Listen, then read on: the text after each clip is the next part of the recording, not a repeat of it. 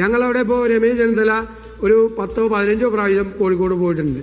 ഞാനും അത്രയും ഞാൻ കൊച്ചിക്കാരനാണെങ്കിലും കൂടുതൽ കാര്യങ്ങൾ ശ്രദ്ധിച്ചിട്ടുണ്ട്. അപ്പോൾ എല്ലാ നേതാക്കളും ഞങ്ങൾ മാത്രമല്ല, ഞാൻ 2-3 പേരുടെ പേര് പറഞ്ഞു എന്ന് മാത്രമേ ഉള്ളൂ. എല്ലാ നേതാക്കന്മാരും ഇപ്പോൾ റോജി എം ജോണാണ് തൃശ്ശൂർ പോയത്, ഒരുപാട് പേര് അവരവരുടെ ഉത്തരവാദിത്തങ്ങൾ, അവരെ ഏൽപ്പിച്ച ഉത്തരവാദിത്തങ്ങൾ മുതിർന്ന നേതാക്കന്മാരും 2ാം നിരയിലും 3ാം നിരയിലും നേതാക്കന്മാർ കൃത്യമായി ചെയ്തിട്ടുണ്ട്. ഞങ്ങൾ അത് എല്ലാം റിവ്യൂ ചെയ്യുമായിരുന്നു. പോലത്തെ കേഡർ പാർട്ടി സതീശൻ ഇവിടെ ഈ തെരഞ്ഞെടുപ്പിന് പക്ഷേ ഏറ്റവും പ്രധാനപ്പെട്ട ഉയർന്നു കേൾക്കപ്പെട്ട വ്യക്തികളുടെ പേരെടുത്താൽ അതിൽ ഈ വെള്ളാപ്പള്ളി നടേശന്റെ പേര് പ്രധാനപ്പെട്ടതാണ്. വെള്ളാപ്പള്ളി നടേശൻ എന്തൊക്കെയാണ് പരിശ്രമിച്ചത് നാം കണ്ടതാണ്. പക്ഷെ അദ്ദേഹത്തിന്റെ വാർഡിൽ പോലും UDF ജയിക്കുകയാണ് ഉണ്ടായതെന്നാണ് യാഥാർത്ഥ്യം. അത് ഗുണം ചെയ്തില്ല CPM എന്ന് മാത്രമല്ല, അത് ഗുണം ചെയ്തത് അദ്ദേഹത്തിന്റെ മകൻ ചെന്ന് ചേർന്നിരിക്കുന്ന സംഘത്തിനാണ് എന്നും മനസ്സിലാക്കുന്നു. വെള്ളാപ്പള്ളി നടേശൻ എന്ന് പറയുന്ന വ്യക്തി കേരള രാഷ്ട്രീയത്തിൽ ഒരു കീ ഫാക്ടർ അല്ല എന്ന് നിങ്ങൾക്ക് മനസ്സിലാവുന്നുണ്ടോ ഇപ്പോ?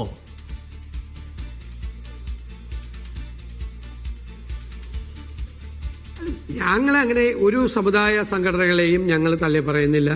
ഒരു സമുദായ, കാരണം അദ്ദേഹം നേതൃത്വത്തിലിരിക്കുന്നത്, ഞാൻ അദ്ദേഹത്തെ വിമർശിക്കേണ്ട സമയത്ത് വിമർശിച്ചിട്ടുണ്ട്. ഞാൻ പറഞ്ഞു അദ്ദേഹം ഒരു വർഗീയ വിഭജനം ഉണ്ടാക്കുന്ന രീതിയിൽ സംസാരിച്ചപ്പോൾ ഞാൻ പറഞ്ഞു, അങ്ങ് SNDP യൂണിയന്റെ തലപ്പത്താണ് ഇരിക്കുന്നത്. ശ്രീനാരായണ ഗുരുദേവൻ പറഞ്ഞ കാര്യങ്ങളല്ല അങ്ങ് പറയുന്നത്, അതിന് വിരുദ്ധമായിട്ടാണ് പറയുന്നതെന്ന് മാത്രം പറഞ്ഞു. അവർ തെറ്റായിട്ടുള്ള ഈ വർഗീയ വിഭജനം ഉണ്ടാക്കാൻ വേണ്ടി ശ്രമിച്ചപ്പോൾ ഞങ്ങളതിനെ ചോദ്യം ചെയ്തിട്ടുണ്ട്. അത് ഞാൻ പറഞ്ഞല്ലോ, ന്യൂനപക്ഷ വിഭാഗങ്ങളിൽ നിന്നായാലും ഭൂരിപക്ഷ വിഭാഗങ്ങളിൽ നിന്നായാലും അത്തരം ഉണ്ടായ എല്ലാ ശ്രമങ്ങളെയും ഞങ്ങൾ ചോദ്യം ചെയ്തിട്ടുണ്ട്. 2, BJPയുടെ അജണ്ടയുടെ ഭാഗമായി മുനമ്പം വിഷയം ആളിക്കത്തിക്കാൻ ശ്രമിച്ചപ്പോൾ ഞങ്ങൾ നടത്തിയ, UDF നടത്തിയ, അതിൽ പാണക്കാട് സാദിഖ് അലി തങ്ങളുണ്ട്, കുഞ്ഞാലുടി സാഹിബുണ്ട്, ഞങ്ങളെല്ലാം നടത്തിയ ഫലപ്രദമായ ഇടപെടലുകൾ അത് 2 സമുദായങ്ങൾ തമ്മിലുള്ള സംഘർഷമാക്കി മാറ്റാനുള്ള ഇവരുടെ അജണ്ടയെ പള്ളുരുത്തിയിൽ സ്കൂളിലൊരു വിഷയം ഉണ്ടായപ്പോൾ, ലോക്കലായിട്ടൊരു വിഷയം ഉണ്ടായപ്പോഴും CPMഉം BJPയും ശ്രമിച്ചത് അത് തന്നെയാണ്. മുനമ്പം വിഷയത്തിലും CPMഉം BJPയും ഒരേ എതിരായിരുന്നു. സമുദായങ്ങൾ തമ്മിൽ സംഘർഷം ഉണ്ടാക്കി രാഷ്ട്രീയമായ ലാഭം കൊയ്യാൻ വേണ്ടി അവർ ശ്രമിച്ചപ്പോഴെല്ലാം ഇവരെ കൂട്ടിയോജിപ്പിക്കുന്ന കണ്ണിയായിട്ടാണ് UDF പ്രവർത്തിച്ചത്. മധ്യ കേരളത്തിലെ കാര്യം എടുക്കണം, പ്രത്യേകിച്ച് കോട്ടയത്തെ അടക്കം കാര്യം. അവിടെ ജോസ് കെ മാണിക്ക് വിചാരിച്ച വിജയമുണ്ടാക്കാനോ സന്തോഷിക്കാനോ കഴിയാത്ത ഒരു ദിവസമാണ് ഇന്ന്. എന്ന് വെച്ചാൽ നിങ്ങൾ വിചാരിക്കുന്നു കേരളത്തിന്റെ ടോട്ടൽ പൊളിറ്റിക്കൽ മൂഡ് മാറിയിട്ടുണ്ട്, ഒരു ആന്റി ഇൻകംബൻസി വലിയ തോതിൽ വർക്ക് ചെയ്യുന്നു, അടുത്ത അസംബ്ലി ഇലക്ഷനിൽ ഇതിനേക്കാൾ വലിയ തോതിൽ അടിക്കാൻ പോകുന്നു എന്നാണ്. അങ്ങനെയാണെങ്കിൽ ഇപ്പോൾ ഈ കോട്ടയത്ത് ഈ കേരള കോൺഗ്രസ് മാണി ഗ്രൂപ്പുമായി ഒരു പുനഃസമാഗമത്തിന്റെ സാധ്യതകൾ ഈ ഘട്ടത്തിൽ എത്രയാണ്? നിങ്ങളൊരു ചർച്ച ഇനീഷ്യേറ്റ് ചെയ്യാൻ പോകുന്നുണ്ടോ? ആരും ഇനി അതിനപ്പുറം അതിനൊരു സന്ദർഭം രൂപപ്പെട്ടിട്ടുണ്ടോ പ്രതിപക്ഷ നേതാവേ?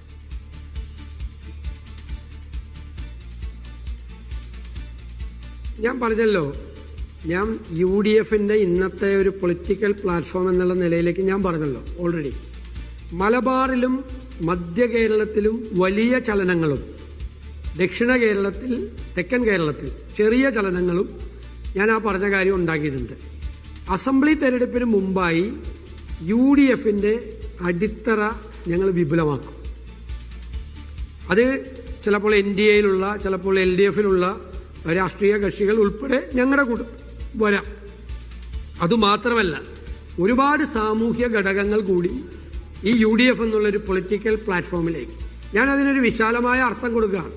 അതാണ് ഞാൻ പറഞ്ഞത്, കോൺഫെഡറേഷൻ ഓഫ് പാർട്ടീസ് അല്ല, കുറേ പാർട്ടികൾ ചേർന്നൊരു മുന്നണി മാത്രമല്ല, ഒരു പൊളിറ്റിക്കൽ പ്ലാറ്റ്ഫോം എന്ന നിലയിലേക്ക് UDF വളരുകയാണ്. അപ്പോൾ ഇതെല്ലാം സംഭവിക്കും. ഇപ്പോൾ ആരുമായിട്ട് ചർച്ച നടത്തുന്ന കാര്യം അത് UDF ആണ് തീരുമാനിക്കേണ്ടത്. ഞാനും അത് പറയുന്നതിൽ ഒരു അഭംഗിയുണ്ട്. അല്ല, എന്ന് വെച്ചാൽ ഈ പറയുന്ന സാമൂഹ്യ വിഭാഗങ്ങളുടെ കക്ഷികളുടെ എല്ലാം ഒരു സമാഗമ വേദിയിലേക്ക് മാണി സാറിന്റെ മകനും വരേണ്ടി വന്നേക്കാമെന്നാണ്.